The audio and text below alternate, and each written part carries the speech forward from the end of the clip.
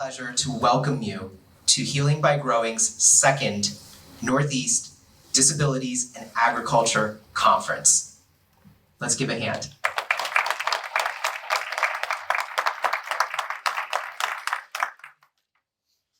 Why is there a conference?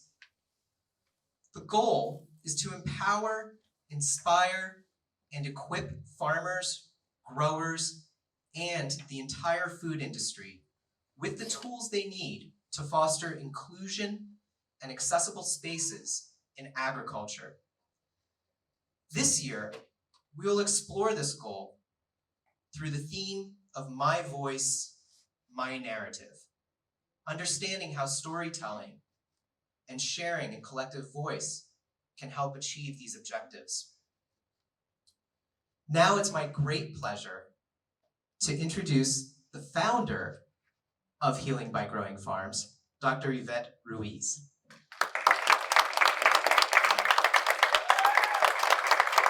Please stand so people can see it. So I appreciate you standing. And Dr. Ruiz is an inspiration to many of us who have the privilege of knowing her already. And for those of you who don't know her so well, I hope you will get to do so throughout today and beyond as you continue to be part of this special network of people striving to make change and meaningful change in our agricultural communities. Dr. Ruiz's aim is to inspire and empower the audience to find their own voices and craft their narratives, advocating passionately for their own accessibility needs. Whether you are directly affected by disability or simply an ally, her session later today will be a powerful call to action, and her presence here is always a call to action and a response. Dr. Ivette Ruiz has dedicated her career to community service.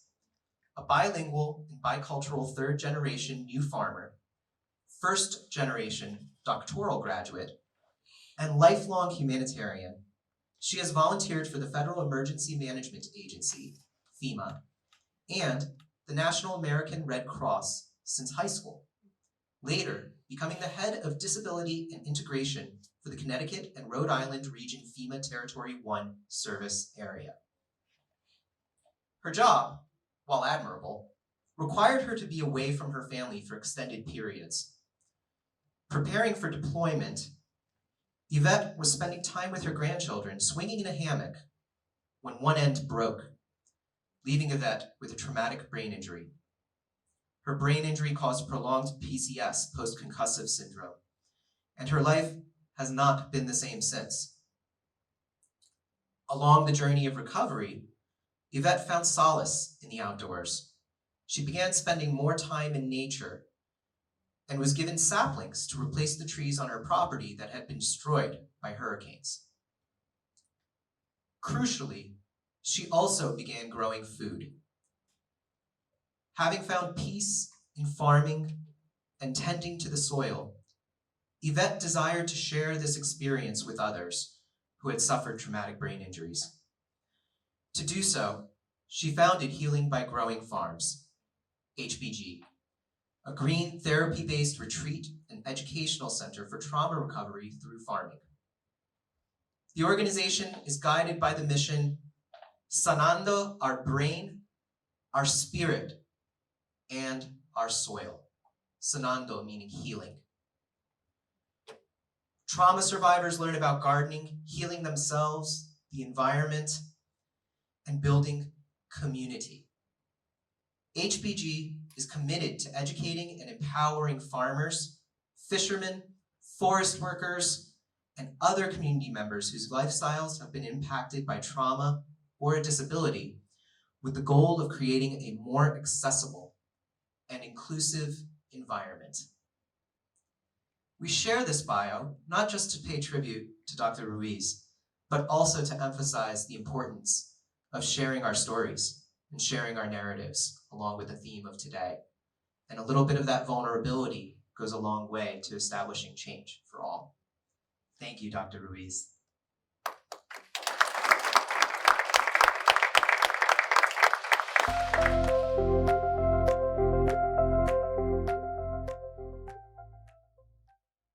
Well, I want to say thank you to all of you.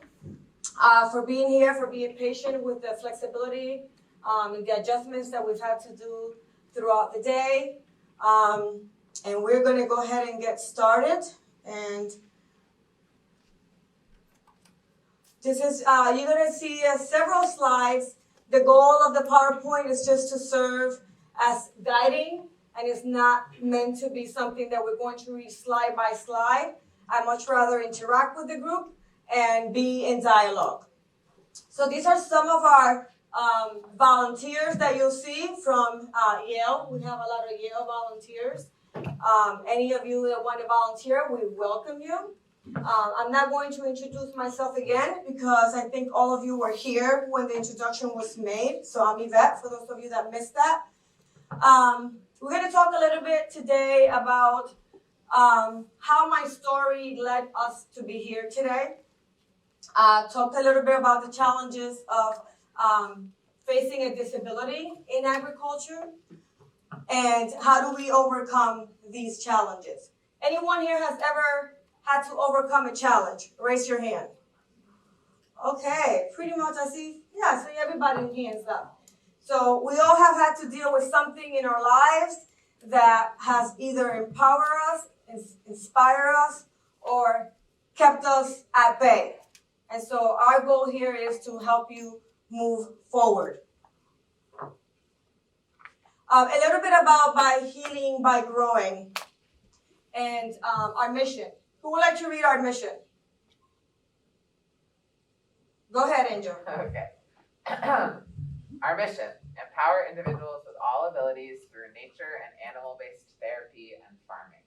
Thank you, Angel. So we were founded in, we just had our second anniversary, December of this past year. And so this, what you see here, is a picture of our accessible gardens. All our beds are elevated at least 32 inches. And so you see here, these are the gardens where people in a walker or with a cane, with any accessibility, they don't have to bend down. It is at waist level for most people, making it accessible for anyone to be able to grow food. And then we have also wheelchair accessible growing beds that are like a U, and people come through our ADA ramp and then walk. Somebody will push the wheelchair and put them into a wheelchair accessible bed. Hopefully we'll see some of those pictures here as well. So Healing by Growing was inspired by my own incident where I became injured and went from traveling internationally and nationally to work around disability and integration issues to all of a sudden being bedridden and not being able to do many things. Losing my speech, losing my memory, losing my ability to do what most people do every day. It was in that dark moment and phase of my life. It was through the grace of God and growing food that I am here in front of you today. A lot of people don't realize that in agriculture, there's a lot of brain injury risk. You know, we're tending to our animals. We are milking cows, dealing with bison, dealing with bulls, even fixing your chicken coop is an incident, or slipping or any of that. So it's really, really important to know that there is a connection between brain injury, agriculture, and being high risk, and a lot of people don't realize that. And so it was in that darkness that I was able to find life again by being able to go outside and realizing that cognitively I was able to do better. Physically, I was able to do better. And in the process, it was the COVID pandemic. And there were a lot of people that were going hungry, and there were a lot of food deserts near me. And the people that were impacted the most were historically marginalized groups, the elderly community, and people with disabilities, or people that were homebound. And when I tried to look for services, I kept hitting walls because there were a lot of food services available, but they were either for veterans, or I had to be 60 and over, or there were a lot of different parameters that I didn't qualify for. So weeks went by that I didn't have food many times, or weeks came by that I had to take a gallon of milk and make it last 2 weeks and have sour milk for the next few days because food security was an issue.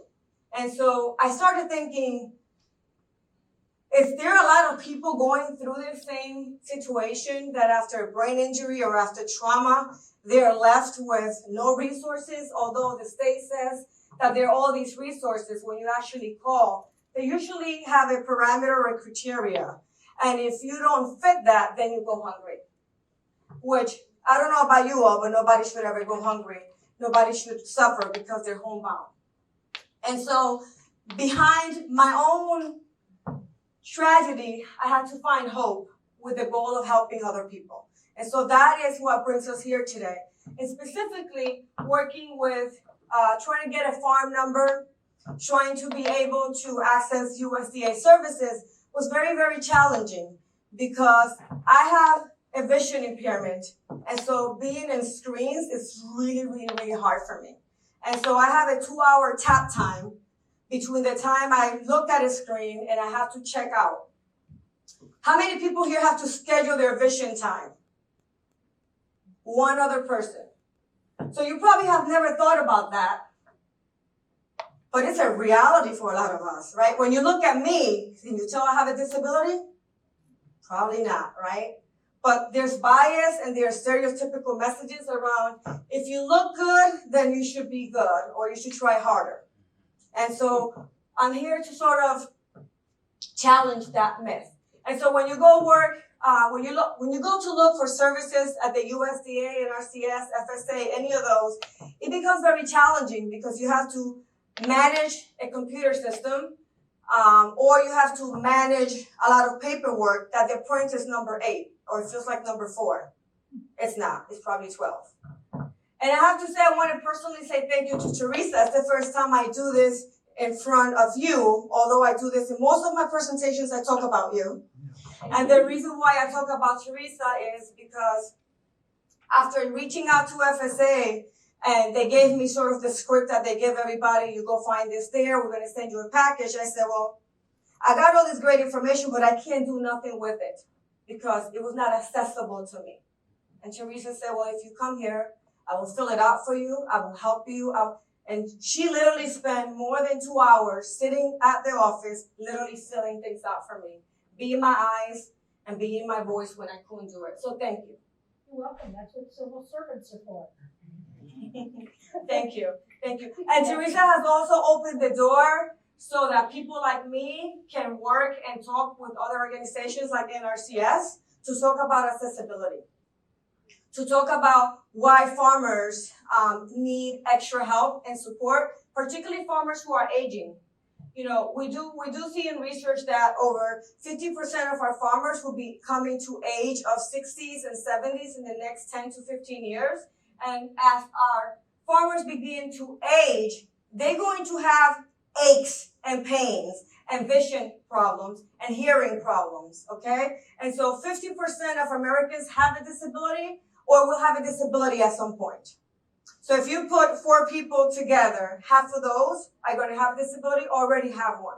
And so being mindful that when we are working with programs with the USDA, FSA, NRCS, that we have that in mind, that just because we have something in print is not accessible. So having people like Teresa to come in and say, I will provide this additional help is good. But in order for us to do that, we have to have a voice first. We have to know what we need. Going to what Josh was saying this morning. In order for us to create a narrative, we have to be able to know what we need to ask for, right? So Teresa, by looking at me or being on the phone with me, is not going to know what Ivette needs unless Ivette can say and verbally ask for those services. So really, really important that if you take anything with you today, that it is that you have to be able to know exactly what it is that you need and that you want, so then that you could take that information and share it with others so that they can help you. And it's hard sometimes because sometimes we're the ones that need the service that have to ask for the service rather than being proactive and people saying, okay, what do you need? But our job is to educate and to be able to be able to help other people learn about our stories so that we can then help the larger community. My injury has showed me that it's a lot better to ask for help, a lot more, and to allow people to help you. So if you're working with people with disabilities or you yourself are working, have one, it is really important to know that it's okay to ask for help. That did not come easy for me. It's still hard because I first had to acknowledge that I had a need, that I needed help. Once I was able to acknowledge that, then I was able to then be able to ask for that help. Now I'm able to advocate for other people and teach them how to advocate for themselves. And so it's a domino effect. We want to be able to teach other people how to empower themselves and ask for the services that they deserve, but also how now can they help other people so that they can do it themselves. Switching a little bit about mental health and how people with disabilities or denied services can be impacted negatively by that or contribute to already limitations that people may have. So what you see here are people in a wheelchair in the ADA beds that I referred earlier to the left. These are the beds that we have. Ours are a little bit gray and brown because they're a little older, you know, they get weathered. But what it is you bring in a wheelchair and it has a cut in, and so people can use specific tools to be able to use. And I think there's several of you here who have been to the ribbon cutting ceremony or visited the casita or been there. How many people here have visited Healing by Growing Farms? Okay, so we have several of you. Okay. So you know that we have this, and we're constantly evolving and growing based on the needs of our clients and what they need. Can someone talk a little bit about the intersection between mental health and land access? Who would like to take that on? Is there a connection? Gabby, I'm going to call on you because as you're the first person that I saw, What is it? When we talk about land access in New England, 98% of the farmland currently is owned by an average 58 years old white men. The interconnection with mental health comes from the fact that, to the best of my knowledge, there is no farmer that can feed their family by feeding their community. So the struggle that comes with the financial challenge, with the day-by-day work on the fields, on the ground, and yet not being able to have health insurance, not being able to feed your family. You need at least 3 jobs as a farmer to make to the end of the month. That comes with, I need to sell this farm. And the new generations of farmers cannot afford to enter to the farm business, let alone purchase big extensions of land. So farmland is currently being fragmented. And we are in this intersection that, yes, we need more farms, new farmers, yet people that want to farm, that have the knowledge, cannot get there.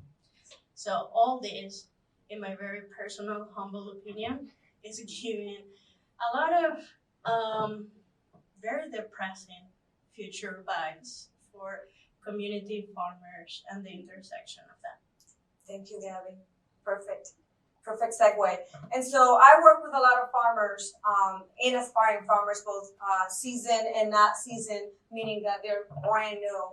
And the more and more that I learn about their stories and what Gabby was saying, sometimes being strapped that they don't even have enough food for themselves breaks your heart. Because we assume that farmers are rich people. And that's not the case for most farmers, especially if they're small urban farmers or just getting into the swing of things. If you're a commercial big old farm, yeah, maybe.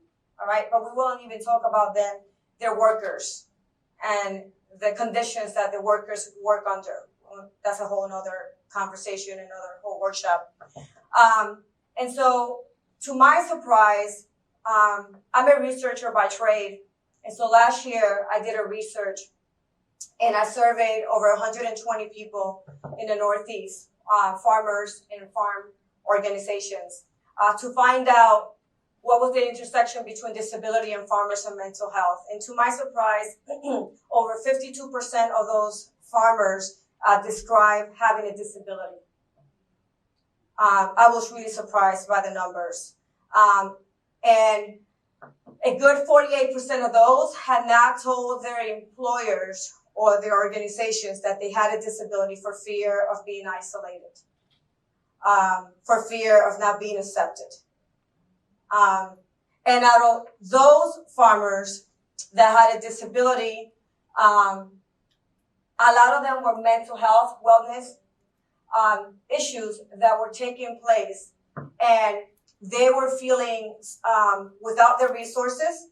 They don't have, many farmers don't have health insurance or are underinsured. Hence why we have some health screenings here today. And so what farmers are dealing with is finances. They're dealing with, I just planted all of my seeds and we had a horrible flood and it killed everything. For example, this year alone, I have lost over $5,000 of material that I was growing in my greenhouse. First, it got hit by major waters and flood. And thanks to the Connecticut DOAC, I was able to get a grant to be able to work in some of those things. But a lot of people don't realize that the services that are there. Then my heater broke on my greenhouse and everything I had there died. And these are the very things that small farmers have lost because of insurance and a whole bunch of other things that we need services. So when it comes to mental health and land access in farming, know that when the farmers are asking you to pay $5 a dozen for eggs or 8, trust me, it is worth it. My chickens and my ducks eat better than me. Okay, I'm not even kidding, all right? I literally order on standby. Every week they get fresh produce when I can't grow it myself. They get fruits and greens, and they feed us, so we have to feed them so that they could feed their community, right? It's a domino effect.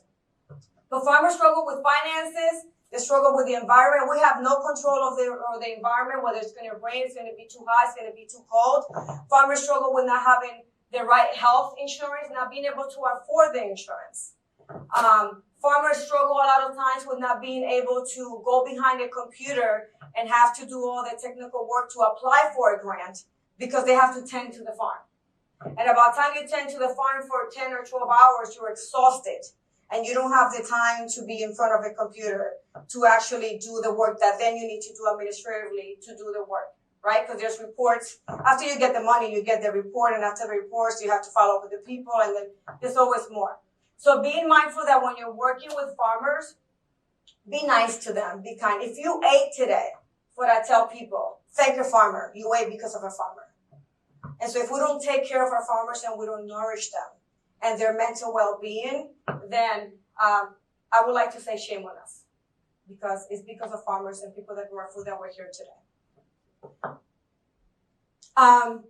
There's a big number, and I don't know the percentage right now of it changes all the time, but there's a big percentage of farmers that are committing suicide at high levels since the pandemic of 2020. And so Cultivemos, which I'm really proud to be a part of, and the National Young Farmers, I do accessibility work for them. And one of the things that I've learned throughout my years with the network is that there is a very, very big number of farmers who, and particularly Latinx farmers, if I'm not mistaken, that are having mental health and wellness issues and struggling with suicide. And so if you're an organization or you're a community farmer, this message is for you. That watch for the red flags of individuals who are usually talkative or engaging, and all of a sudden they disappear, or they're not talking as much, or they're distant. Be mindful and we call them lifesavers. Do your check-in, to find out, especially if you just somebody just got denied for a grant or something. Those things hit us hard because that grant or that loan could mean me not losing my farm. It could mean not me losing my house. It could mean just feeding my children. So a grant and a loan is just not just that. It's a lot more than that. So being mindful that suicide rates amongst farmers is really, really high. And so if we can be aware of these intersections, it's really, really important to know that there are services to help. And I'm going to share some of those. I know Josh already shared some.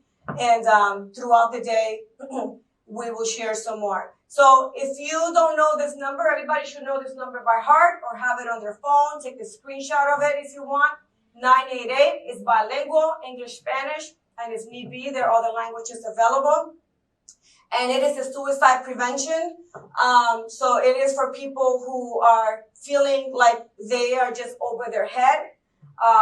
It is also part of if you know someone that is struggling, that is having some challenges, and maybe you're not a therapist and you're not a counselor. We're not asking you to do that. We're just asking you just to keep an eye out because you may be able to save a life just by knowing this number. Yes, Angel. One thing I will add, if you send people to 988, just a reminder that they may send the police to the individual if they believe that they're in crisis. So just be aware and communicate that with whoever you direct to 988, though it can be helpful for many. Yes. Thank you, Angel. Thank you for that. So being very mindful of that because that can go many ways, as we all know. And so also I'm going to look through some others. So there's more information about suicide information. It's on a sad note, but it is important to talk about. We're going to skip all this. We're going to share this PowerPoint with you all who may want it. This is a little bit about how do we tie in the faith-based and unused land with people who are struggling with wellness and mental health. How do we give them a community space so that they are supervised if they need supervision, but also being able to do what they love and having their hands in the ground and being able to not be challenged with, I can't find land, there's no opportunities for me. A lot of unused space is in faith-based organizations, and I'm working with a lot of organizations that have that unused space to donate that land to new beginner farmers so that now they could cultivate that land and yield its food. So rather than having grass and then paying to cut the grass every week, now they could have a food orchard. And so we've been working a lot with partners. So that's what my other workshop is about.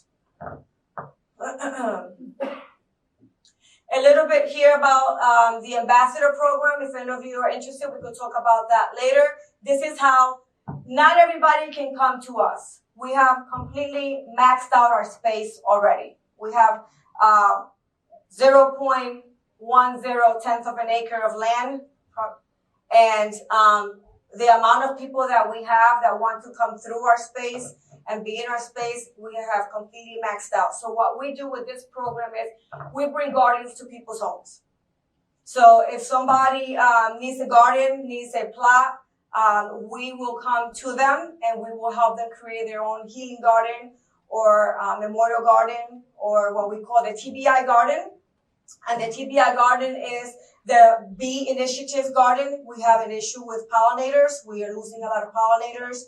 And so these are small gardens that could be in a pot for people that don't have no land at all. That could be in a little balcony so that it could bring, if you could save 1 or 2 bees, that is awesome to see them flying around. So that is what that is.